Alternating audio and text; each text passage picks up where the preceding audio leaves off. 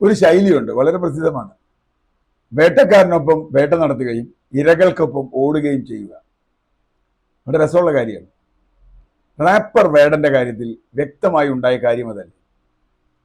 Wrapper വേടൻ അദ്ദേഹം ഉന്നയിക്കുന്ന രാഷ്ട്രീയം വളരെ കൃത്യമാണ്.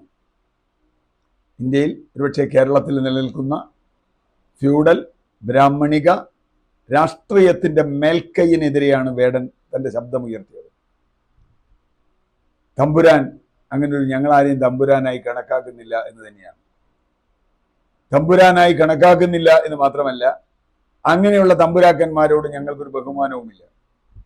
വിയർപ്പ് തുന്നിയിട്ട കുപ്പായം എന്ന് പറഞ്ഞാൽ അതിൻ്റെ രാഷ്ട്രീയം വളരെ വ്യക്തമാണ്. അത് പറയുന്ന കാര്യങ്ങൾ വളരെ വ്യക്തമാണ്. അദ്ദേഹം ജനങ്ങൾക്കിടയിൽ വലിയ സ്വാധീനം ഉണ്ടാക്കിയിട്ടുണ്ട്, പ്രത്യേകിച്ച് യുവാക്കൾക്കിടയിൽ. യുവാക്കൾക്ക് രാഷ്ട്രീയം അറിയില്ല എന്നാണ് ഇവിടെയുള്ള കാരണവന്മാരൊക്കെ വിലപിച്ചിരുന്നത്. പക്ഷെ യുവാക്കൾക്ക് നന്നായി രാഷ്ട്രീയം അറിയാമെന്ന് വേടനെ കേൾക്കാൻ വന്ന യുവതി യുവാക്കൾ, ഞാൻ യുവാക്കൾ എന്ന് പറയുന്നത് പെൺകുട്ടികളുടെ അടക്കം, നമ്മളോട് ബോധ്യപ്പെടുന്നുണ്ട്. അവർക്ക് രാഷ്ട്രീയമുണ്ട്. ഒരുപക്ഷെ നമുക്ക് അവരോട് പറയാൻ പറ്റുന്ന രാഷ്ട്രീയം ഇല്ല. മുതിർന്ന തലമുറയ്ക്ക് യുവാക്കൾക്ക് വിശ്വാസമാകുന്ന തരത്തിൽ രാഷ്ട്രീയം പറയാൻ അറിയില്ല, ഞാനടക്കം ഇല്ല എന്നതാണ് സത്യം. അതാണ് വേടൻ സമൂഹത്തിൽ തെളിയിച്ചത്. ഇതിനു മുമ്പ് ഊരാളി ഉണ്ടായിട്ടുണ്ട്. ഒരു പരിധിവരെ കലാഭവൻ മണി വേറെ രീതിയിൽ ഇത് കാണിച്ചിട്ടുണ്ട്. അപ്പൊ അങ്ങനെ പലരും ഉണ്ട്. ചില സിനിമാ പാട്ടുകൾ തന്നെ അത്തരത്തിൽ ഉണ്ടായിട്ടുണ്ട്. വേടന്റെ പാട്ടുകൾ കേവലം മറ്റേ സാധാരണ പറയുന്ന പോലെ പ്രണയഗാനങ്ങളൊന്നുമല്ല. അവളെ പ്രണയിച്ചു, ഞാൻ അവളെ പ്രണയിച്ചു, അവൾ എന്നെ ഉപേക്ഷിച്ചു, തേപ്പും തേപ്പ് വെട്ടിയൊന്നും ഒരാൾ എഴുതിയിട്ടുണ്ട്. തേപ്പും തേപ്പ് വെട്ടിയൊന്നുമല്ല അയാളുടെ കാര്യം. അദ്ദേഹം പറയുന്നത്, വേടൻ എന്ന് പറയുന്ന ആ ചെറുപ്പക്കാരൻ കേരളത്തോട്, കേരളത്തിൻ്റെ മർമ്മം, അതിൽ തകരാറ് എന്താണ് എന്നത് തന്നെയാണ്. ഇന്ന് നമ്മൾ ജാതി പോയി എന്നും ജാതി ഇല്ല എന്നും ഒക്കെ പറയുമ്പോഴും നമ്മുടെ സമൂഹത്തിലെ ശ്രേണിയിൽ ജാതി എത്രത്തോളം സ്വാധീനം ചെലുത്തുന്നു എന്ന് വേടൻ പറയുന്നു. ഇരയാക്കപ്പെട്ടവന്റെ കൂടെ നിൽക്കുന്നൊരു വേടനാണ്. വേടൻ എന്ന വാക്ക് തന്നെ വേട്ടയാടുന്നവനെന്നാണ്. പക്ഷെ ഇവിടെ ഇരകൾക്കൊപ്പം നിൽക്കുന്ന ഒരു വേടനാണ്.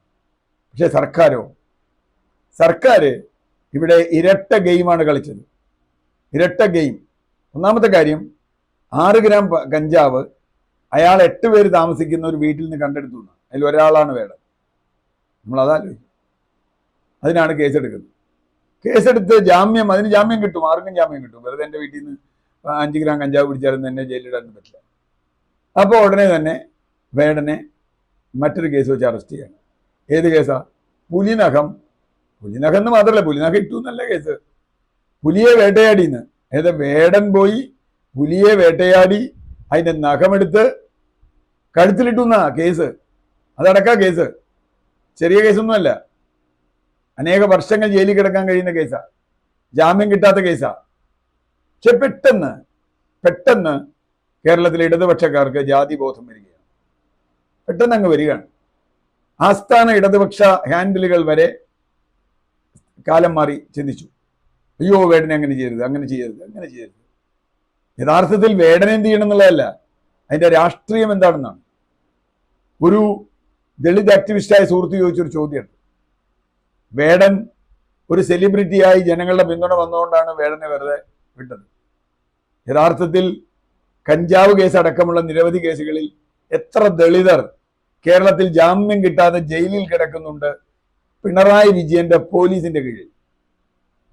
ഇവർക്ക് വേടന്റെ രാഷ്ട്രീയമാണ് ശരിയെങ്കിൽ, വേടൻ പറയുന്നതാണ് ശരിയെങ്കിൽ, കള്ളക്കേസുകൾ എടുത്ത് അല്ലെങ്കിൽ ജാമ്യം പോലും കിട്ടാതെ കിടക്കുന്ന ദളിതരായ ആദിവാസികളായ സുഹൃത്തുക്കൾ എത്ര മനുഷ്യരുണ്ട്. അവരോടൊന്നും ഇല്ലല്ലോ കാരുണ്യം.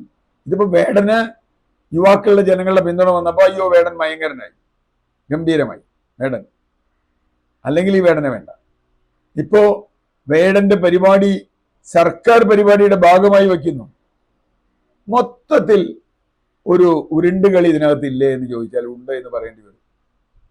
വേടനെ ഇപ്പൊ സ്വന്താക്കുക. CPI പറയുന്നു, CPM പറയുന്നു, മുഖ്യമന്ത്രി പറയുന്നു, എല്ലാവരും പറയുന്നു. വനം മന്ത്രിയാണെങ്കിൽ സാഷ്ടാംഗം വേണ്ടിയിട്ടാണ്. തെറ്റുപറ്റി, അതുകൊണ്ട് വനംവകുപ്പ് ഉദ്യോഗസ്ഥരെ ശിക്ഷിക്കണം. ശിക്ഷയൊന്നും ഉണ്ടാവില്ല. കാരണം എന്താ പറയുക, ഈ കഴിഞ്ഞ ദിവസം നമ്മളൊരു വാർത്ത കണ്ടു.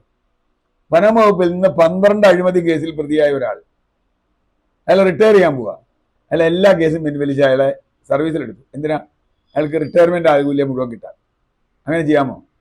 സാധാരണ ഗവൺമെന്റ് ഉദ്യോഗസ്ഥന്മാരുടെ ഏറ്റവും വലിയ പേടി റിട്ടയർ ചെയ്താൽ ആനുകൂല്യം കിട്ടില്ല എന്നുള്ളതാണ്. അവർ നേരം നടപടിയുടെ പ്രശ്നം. അങ്ങനെ ഒരു പക്ക അഴിമതിക്കാരനായ ഒരു ഉദ്യോഗസ്ഥനെ വരെ തിരിച്ചെടുത്ത ഈ വനം മന്ത്രിയാണ് ഇപ്പോൾ പറയുന്നത് ആ ഉദ്യോഗസ്ഥർക്കെതിരെ നടപടിയെടുക്കുന്നു. നടപടിയുടെ കാര്യമൊക്കെ അവിടെ നിൽക്കട്ടെ. പാവപ്പെട്ട കർഷകരെ ഓടിച്ചിട്ട് കൊന്ന ആളുകളൊക്കെ ഉണ്ട് ഇവിടെ, ഈ വനം വകുപ്പിലുണ്ട്.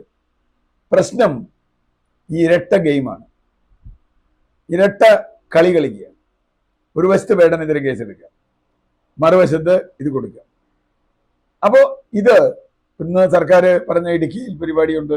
ഞാൻ സംസാരിച്ചുകൊണ്ടിരിക്കുമ്പോൾ ഇടുക്കിയിൽ പരിപാടി നടക്കുമെന്നും അതിന് വലിയ തോതിലുള്ള ഗതാഗത നിയന്ത്രണം ഉണ്ടാകുമെന്നും നിയന്ത്രണം തെറ്റിയാൽ പരിപാടി നിർത്തിവെക്കുമെന്നും നിശാഗന്ധിയിൽ ഉണ്ടായതാ നിർത്തിവെക്കുമെന്നുമാണ് ഇവർ പറയുന്നത്. അപ്പോ എന്താണ് ഇവരുടെ രാഷ്ട്രീയം? ഇവരുടെ രാഷ്ട്രീയം വേടൻ എതിർക്കുന്ന രാഷ്ട്രീയമാണ്, വേടനെ എതിർക്കുന്ന രാഷ്ട്രീയമാണ്. പക്ഷേ വേടൻ പോപ്പുലർ ആയതുകൊണ്ട് വേടനെ സ്വീകരിക്കുക. അതുകൊണ്ടാണ് തുടക്കത്തിൽ ഞാൻ പറഞ്ഞത് ഇരകൾക്കൊപ്പം ഓടുകയും വേട്ടക്കാരനൊപ്പം വേട്ടയാടുകയും ചെയ്യുന്ന ഒരു സർക്കാരാണ് നമുക്കുള്ളത്.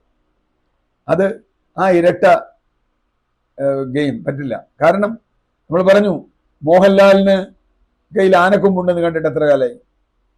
ഒരു പ്രാവശ്യം മോഹൻലാൽ പോലീസ് സ്റ്റേഷനിൽ പോയിട്ടുണ്ട്? ഒരു പ്രാവശ്യം ഇല്ല. അദ്ദേഹത്തിന്റെ മൊഴി വീട്ടിൽ പോയി എടുത്തിട്ടില്ല. സുരേഷ് ഗോപി കഴുത്തിൽ പുലിനഖം ഇട്ടുകൊണ്ട് ഗുരുവായൂർ അമ്പലത്തിന് മുമ്പിലൂടെ ഷർട്ടിടാന്നാണ്.